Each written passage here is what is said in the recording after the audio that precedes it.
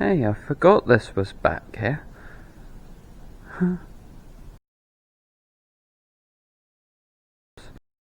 Hello everyone, welcome back to Repair and Trade. And if you thought that was a bit in the beginning where I said that I forgot that this tractor was here, you would be wrong. Now, I've not recently forgotten it, but when I got focused on Berry, I kinda did forget it was back here. So this is my first ever tractor. I was given it by my dad when I was 9.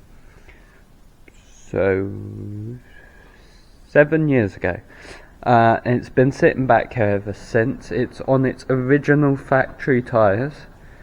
So I know that the inside isn't worn out, because if the insides were worn out, so would these tyres. Now, they aren't going back to work, I don't think. There might be something you can do to put them back to work. I don't think I can do that. This is also going to be a working tractor, so I don't want to wear out the original tyres. There's probably like 3 of these left. I've got 2 of them. It did also have its original factory ones, which here. These aren't really much good either, but I'm keeping them because they're original factory ones, you know. This is a very original condition tractor. Now, I've always wanted to paint it up, but these days I've had a bit of a dilemma because it is such original condition. Like, this was sat in the middle, so it was in a shed for a long time because it was used on an apple press. So it came with the PTO. It came with a PTO pulley, which is over with Berry now. And then it got stopped being used, so it sat in the shed for a while. Then they pulled it out, and it was just in the middle of their yard and kind of had stuff collected around it. And then it came here. These tyres are not the originals. Obviously, I've just shown you the originals. These Gethin bought for a Dexter he had a while ago, which was no good. He sent it to scrap, which that was a bit much. But oh well, it's too late now. So he gave me these. I have gotten some parts for it. This is. You don't join me at the beginning of a project that's never going to get finished. You join me in the middle of a project that's about to be finished. So I've got loads of new parts, new spark plugs, new coil. Jesus Christ. I've got 2 wings here. Basically, this isn't a restoration yet.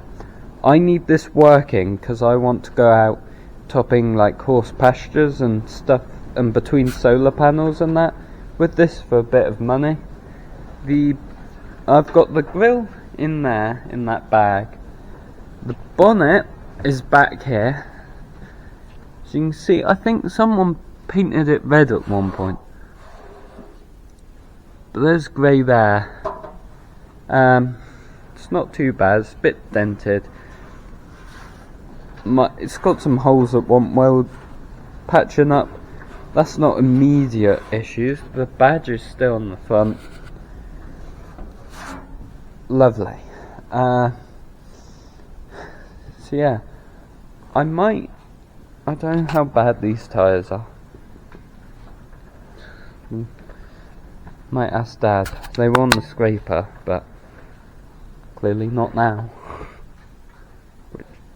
Bit concerning, but yeah, these wheels are savable. The rims need a lot of work. This one doesn't actually look too bad, but the other one is pretty bad. The brakes I don't think are seized because my dad he said he unseized them, but I don't know. It is supposed to have foot plates. It will be getting foot plates because I ain't going out doing work without foot plates. I'm also going to make up some bits that look like there were optional fender extensions that would come down to the foot plates.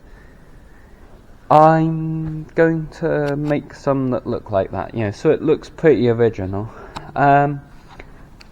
They respec'd this thing out. It wasn't on the Apple press its whole life, just for a long time. Unfortunately, I've lost the serial. This was never here, the serial plate.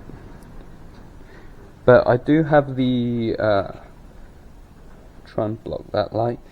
The Power Engineering dealer plate there, and also it's got this standard water pressure thing, which usually you have an ammeter there, oil pressure ammeter, and that tells you if your battery's not charging. But yeah, these are bits I put on. Water pump, pulley, fan. Got that for 40 quid off of eBay in like when I was in year 8, I think, because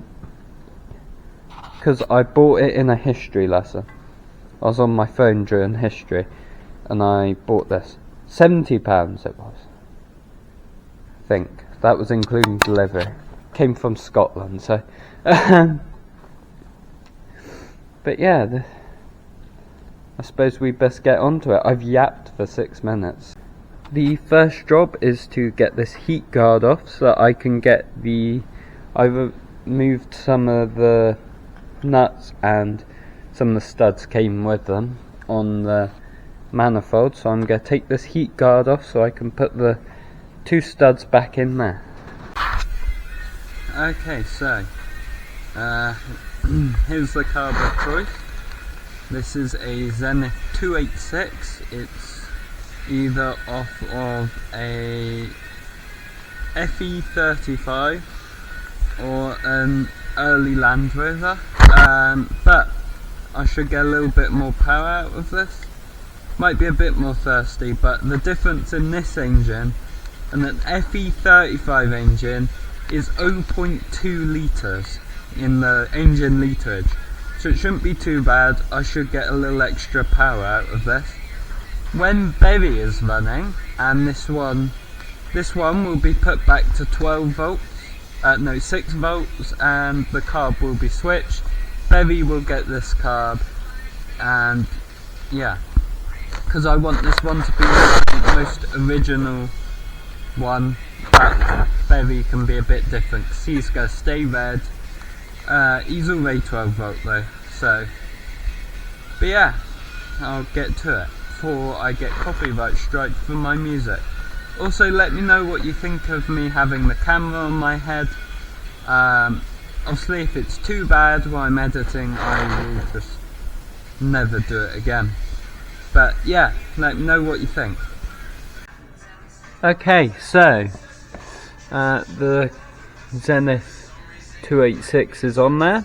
Doesn't look completely out of place on there. It does look a bit bigger compared to the one that's maybe on there, but it doesn't actually look too bad. So yeah, hooray. Also, turns out I took the heat cover off. I didn't realise at the time, but I've actually taken some of the head nuts off. So after dinner I'll find the torque specs for these. My dad will help me torque these down because I've never actually used a torque wrench before, so I don't know what to do really. But yeah, that's all good now. So for now, as I'm looking towards the Einhell light with an equivalent brightness of 1,000 suns, thank you for watching. I hope you have a wonderful rest of your day, and I will see you next time. Bye bye.